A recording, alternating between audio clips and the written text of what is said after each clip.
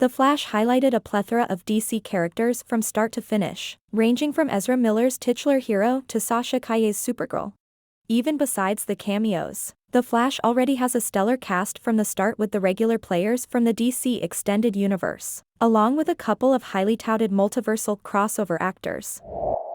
Barry Allen's decision to save his mom from dying served as the emotional anchor of the whole movie. Aside from being an expert in wielding the Speed Force, the titular hero's motivation to fix everything helped him learn to become a better hero while also managing to let go of the past.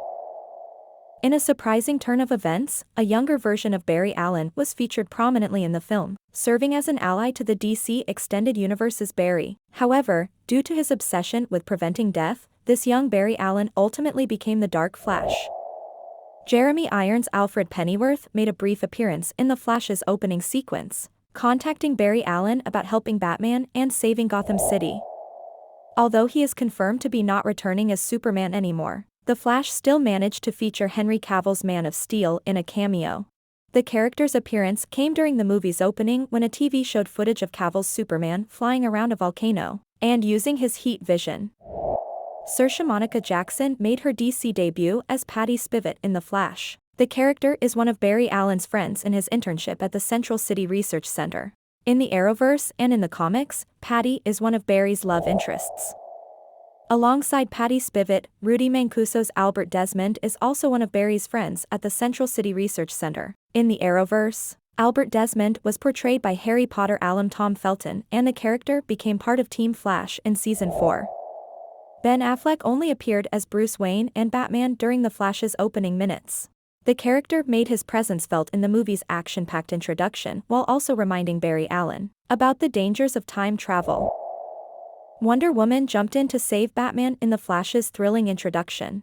Sadly, Gal Gadot's brief appearance may have marked her last appearance in the DC Extended Universe as the franchise heads into a reboot under James Gunn and Peter Safran. Kiersey Clemons' Iris West only had a minor yet significant role, and her appearance was used to tease the future romance between her and Barry Allen. The movie also established that Barry and Iris are childhood friends. Ron Livingston replaced Billy Crudup as Henry Allen in The Flash. At the start of the movie, Henry is imprisoned due to being framed for murdering his wife, Nora. However, Henry was ultimately given parole in the film's ending after CCTV footage proved that he was innocent. Nora Allen is the main reason why Barry Allen decides to go back to the past, considering her death changed the life of the titular hero forever. Although she was alive in the movie's alternate timeline, Barry managed to let her go in an emotional sequence. Thanks to time travel shenanigans, Michael Shannon returned as General Zod despite dying in 2013's Man of Steel. The character is one of the antagonistic forces in The Flash, and he managed to win at the end of the film by killing Supergirl and taking the Codex to reform Earth as the new Krypton. Faora made her return in The Flash as one of the loyal allies and second-in-command of Michael Shannon's General Zod. Thomas Curry briefly appeared in The Flash when Barry tries to find out if the remaining members of the Justice League are alive and well in the new timeline. Temuera Morrison's Aquaman character broke the news to Barry that Arthur Curry doesn't exist in this new world. Instead, Arthur is the name of his dog. Michael Keaton's Bruce Wayne made his triumphant return in The Flash.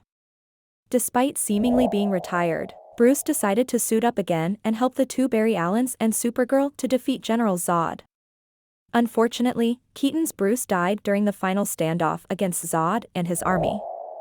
Sasha Calle's Supergirl made her presence felt in The Flash as the lone Kryptonian ally of Earth. After the two Barry Allens and Batman managed to save Kara from being held captive in a Russian research site, Supergirl was unleashed as she stood toe-to-toe against Zod and his army. Similarly to Batman, Supergirl was eventually killed by Zod despite numerous attempts by the younger Barry to save her by traveling back in time. George Reeves' Superman briefly appeared during the multiverse sequence of The Flash. The late actor portrayed Superman in the Adventures of Superman TV series from 1952 to 1958. The late Christopher Reeve also made an appearance as Superman in the movie. The actor is best known for portraying the Man of Steel in 1978's Superman and its 3 sequels. Helen Slater's Supergirl appeared alongside Christopher Reeve's Superman during The Flash's trip across the multiverse. Slater played Supergirl in the 1984 movie of the same name.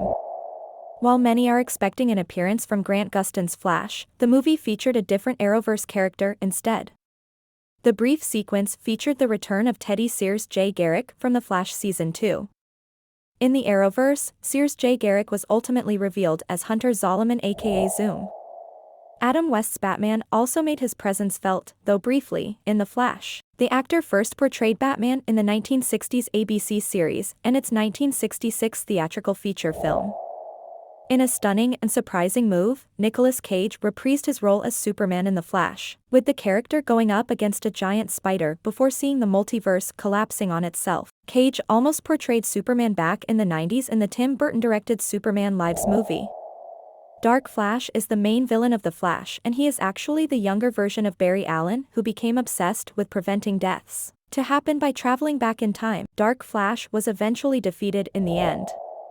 Upon returning to his timeline and successfully helping his dad to receive parole, Barry meets Bruce Wayne, but he was surprised to learn that it was not Ben Affleck's version. Instead, Barry met George Clooney's billionaire playboy, leaving fans to speculate if he ended up in a different universe again. Clooney portrayed Batman in Joel Schumacher's Batman and Robin in 1997. Jason Momoa appeared as Arthur Curry in The Flash's post-credits scene, showing him and Barry going out of a bar after a heavy night of drinking. Barry tells Aquaman that it appears that he has seemingly jumped to multiple timelines, and, while every Bruce Wayne/Batman is different, Aquaman seems to be the same in almost every world. The scene established that Momoa is still Aquaman in this new world despite George Clooney's Bruce Wayne as its new Batman.